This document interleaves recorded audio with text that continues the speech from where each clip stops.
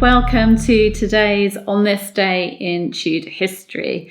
I'm Claire Ridgway. I'm founder of the Tudor Society website and also the Anne Boleyn Files, and I'm the author of several books on Tudor history, including this one, which actually served as the inspiration for these videos. It's called On This Day in Tudor History.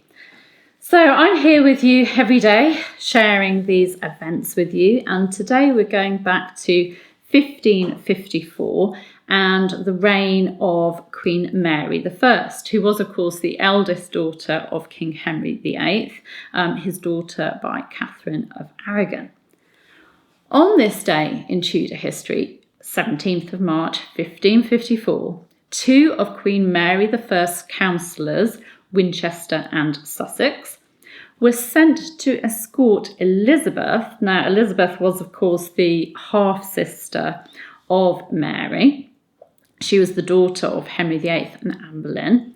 They were sent to escort her to prison, to the Tower of London, by water along the Thames for her alleged involvement in Wyatt's rebellion, a rebellion that had taken place the previous month, February 1554.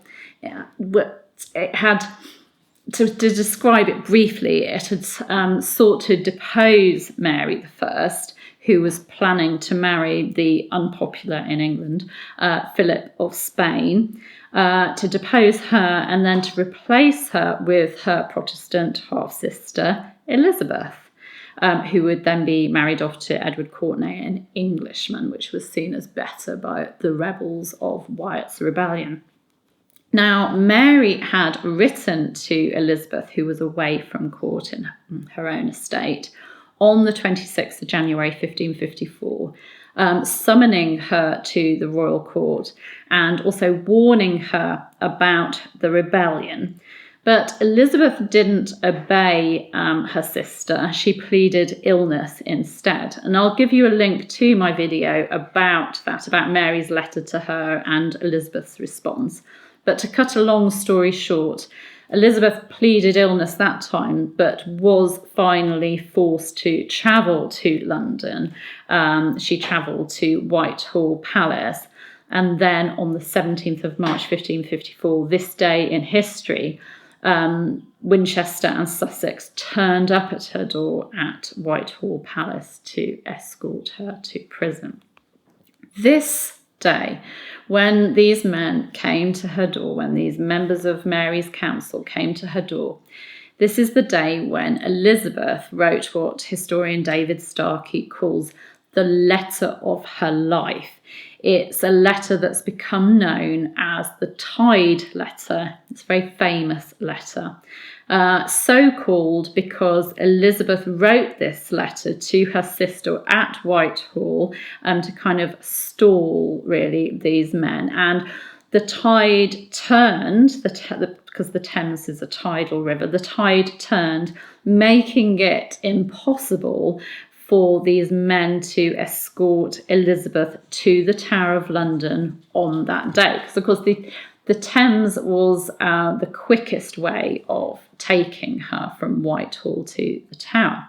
So this Tide letter delayed Elizabeth's imprisonment by one day. Now, this letter was written in haste, but Elizabeth still managed to write what is a very eloquent and well-argued letter. It unfortunately went ignored by her half-sister, but it did delay her imprisonment by just the day, but still, it did do that.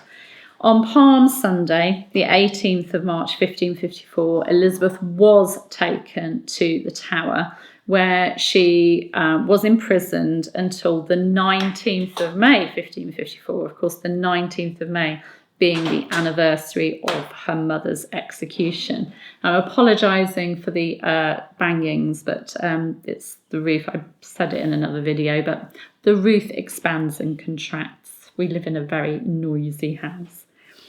I'm going to share with you her famous Tide letter. It's very long, but I think it's just wonderful to share these things that we still have that really give us insight into these people. So here is Elizabeth I's famous Tide letter. If any ever did try this old saying, that a king's word was more than another man's oath, I most humbly beseech your majesty to verify it to me, and to remember your last promise and my last demand, that I be not condemned without answer and due proof, which it seems that I now am. For without cause proved, I am by your counsel from you commanded to go to the Tower, a place more wanted for a false traitor than a true subject, which though I know I desire it not, yet in the face of all this realm it appears proved. I pray to God I may die the shamefullest death that any ever died, if I may mean any such thing. And to this present hour I protest before God, who shall judge my truth, whatsoever malice shall devise, that I never practised, counselled, nor consented to anything that might be prejudicial to your person any way, or dangerous to the state by any means. And therefore I humbly beseech your majesty to let me answer afore yourself, and not suffer me to trust to your counsellors, yea, and that afore I go to the Tower, if it be possible. If not, before I be further condemned. Howbeit, I trust assuredly your highness will give me leave to do it afore I go, that thus shamefully I may not be cried out on, as I now shall be, yea, and that without cause. Let conscience move your highness to pardon this my boldness, which innocency procures me to do, together with hope of your natural kindness, which I trust will not see me cast away without desert. Which what it is, I would desire no more of God, but that you truly knew. Which thing I think and believe you shall never by report know, unless by yourself you hear. I have heard in my time of many cast away for want of coming to the presence of their prince. And in late days I heard my Lord of Somerset say that if his brother had been suffered to speak with him, he had never suffered. But persuasions were made to him so great that he was brought in belief that he could not live safely if the admiral lived. So that's about Edward Seymour and Thomas Seymour. And that made him give consent to his death. Though these persons are not to be compared to your majesty, yet I pray God the like evil persuasions persuade not one sister against the other, and all for that they have heard false report and the truth not known. Therefore, once again, kneeling with humbleness of heart, because I am not suffered to below the knees of my body, I think that's supposed to be bow the knees of my body, I humbly crave to speak with your highness, which I would not be so bold as to desire if I knew not myself most clear, as I know myself most true. And as for the traitor Wyatt, he might peradventure write me a letter, but on my faith I never received any from him.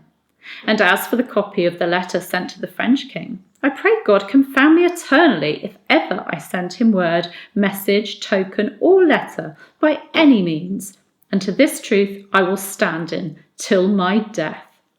Your highness's most faithful subject that hath been from the beginning and will be to my end, Elizabeth. I humbly crave but only one word of answer from yourself, Elizabeth. I'll give you a link to see a photo of this letter on the National Archives website, because it's also wonderful to see Elizabeth's handwriting. Although it was written in haste, it just looks so beautiful. But that's the letter that she sent to Mary. And, she talks about how she doesn't want to deal with Mary's counsellors. She wants to be brought before Mary herself to plead her case, because she realises that it is very important for people to plead their case in front of the monarch. Her mother, Anne Boleyn, never managed to see Henry VIII after her arrest. She never managed to plead her case, whereas Catherine Parr managed to, once she found out that people were sort of rising against her, she managed to go and see the king, plead her case. And Henry VIII, sent the men away when they came to arrest her.